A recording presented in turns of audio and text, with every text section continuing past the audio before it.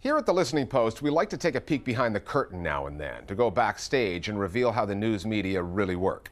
This week, we examine the role of the media ombudsman, or as some newspapers call it, the reader's editor. The job of the ombudsman is to represent the views of those who consume the news, to address their complaints, take them to the editors responsible, and to write about that, to keep readers informed and explain why the coverage is the way it is. It can be a professionally perilous position, however, as Yavuz Baydar, a Turkish ombudsman, found out this year at the cost of his job. But it's also one that can hold news editors in check when the public feels that news outlets are letting the powers that be off too lightly, as the ombudsman for the New York Times, Margaret Sullivan, has shown. The job does come with a warning attached. Don't expect to make any friends at work, and don't be surprised when you lose the ones you had. The Listening Post's Marcela Pizarro now on the role of the media ombudsman. Being the one who takes the reader's complaints to the journalists responsible can put you in a corner. Become a media ombudsman and your days of newsroom camaraderie are over. An ideal ombudsman has got to be a diplomat. Possibly a masochist, but mostly a diplomat. Definitely, ombudsman is not the way to win a popularity contest in any newspaper. You have an extremely thick skin. And I would add that it might even be better if you actually enjoy conflict. It is a sort of a persona non grata job. It's even jokingly called public enemy.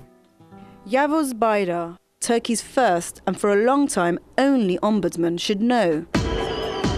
Earlier this year, anti-government protests erupted in the centre of Istanbul over a project to build a shopping mall on a local park.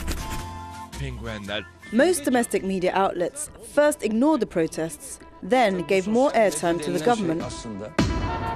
Baydar was working for the Sabah Daily. He cited a number of readers' letters criticising the paper for its coverage. The articles were censored. Then came his New York Times op-ed, a fiery piece taking media bosses to task for their close business ties with the Turkish government. For the editors at Sabah Daily, he had gone one step too far. They fired him. I should say in about past 5-6 months, was growing discontent of Sabah's readership about what they perceived as partisanship, pro-government output, particularly on the front page. And this I had to convey because they kept coming and they kept increasing. And this is my job. I cannot simply ignore if some part of the readership sees or questions or demands answers on a specific issue which they find problematic. It seemed to be a pretty clear case of the muzzling of an independent voice in Turkish media. Certainly his writings indicated that the media owners were entangled in politics because of their additional industrial interests and the political interests which were implicated in all that. And so it stood in the way of independent, fair-minded coverage of the issues of the day. When America's most influential media outlet, the New York Times, appointed Margaret Sullivan as their new ombudsperson, they probably got more than they bargained for. In her short tenure, Sullivan has backed some of the paper's harshest critics. Among the most high-profile dress-downs, she took the paper to task for its failure to probe the Obama administration's drone policy, and how the Times bowed to government pressure to hold back stories for security or secrecy reasons. And when Bradley Manning's pre-trial hearing began late last year, Sullivan asked the paper on behalf of its readers why it had decided not to send its own reporter to cover it. And on September the 12th, when the paper published an op-ed by Russian President Vladimir Putin stating his case on Syria, she gave the editorial page editor Andrew Rosenthal a roasting, quizzing him on why the paper had given a head of state a stage to get his message out. Margaret has, really had a strong voice, a robust voice. She's used the blog to, effectively raise issues and come back to them, so I think it's been an effective vehicle. In America, it's very interesting to see two neighbouring newspapers, the Washington Post and the New York Times, and their approach to the role of the ombudsman. Last February, the Washington Post decided to downgrade the job to a reader representative. I think that's an extremely regrettable decision. And actually, I have written to Mr. Bezos, who's just bought the Washington Post, and said to him, you, more than anyone at Amazon, know the value of looking after your audience. Surely you should now reconsider the post of ombudsman at the Washington Post. I fear that the Washington Post readers will feel shortchanged because they haven't got this independent figure telling them what's going on. And there's always a danger that those independent figures could themselves be victims of internal pressure or become part of the editorial machine they're supposed to keep at arm's length. That's why the contract the New York Times gave Margaret Sullivan is for a fixed 3-year term. No more, no less.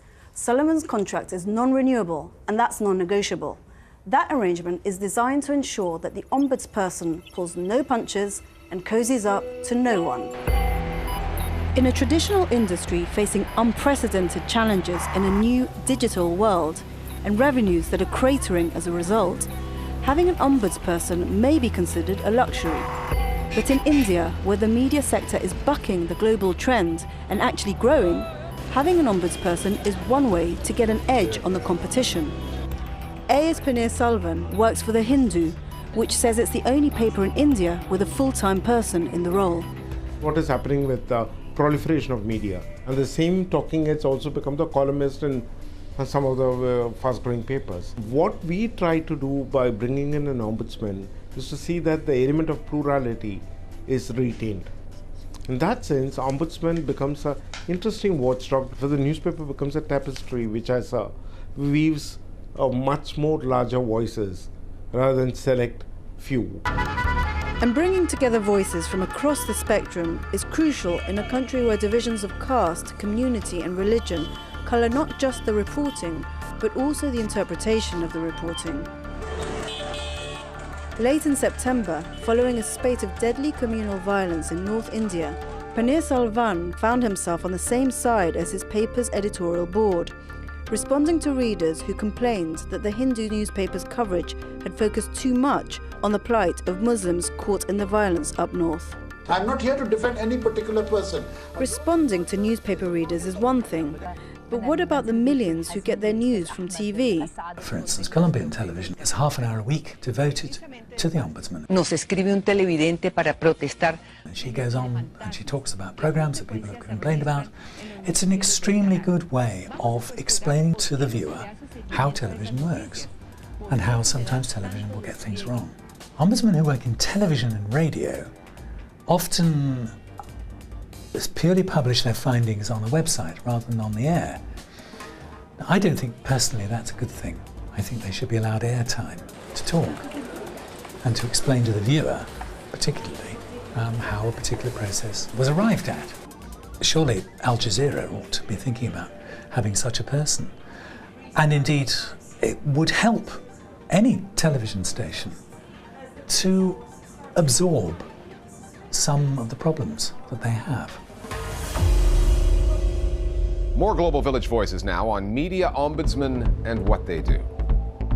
Having a figure within a newsroom who's able to take a kind of long view and look through all that commentary and try to find if any of those criticisms are really valid, and maybe then recommend to editors and reporters any changes that might be made to the style or content of some of their reporting. I think that kind of role is even more valid now than it's ever been. Given the amount of comment and mentions that you get in social media and websites for every piece of content that gets out there, I don't know which journalist has the time to go through all of it. And even if journalists did have the time, I don't think it's healthy for them to look through their own stuff. So I think it's very healthy to have a third person that can assess what is just comment and opinion and what is justified and probably very useful criticism.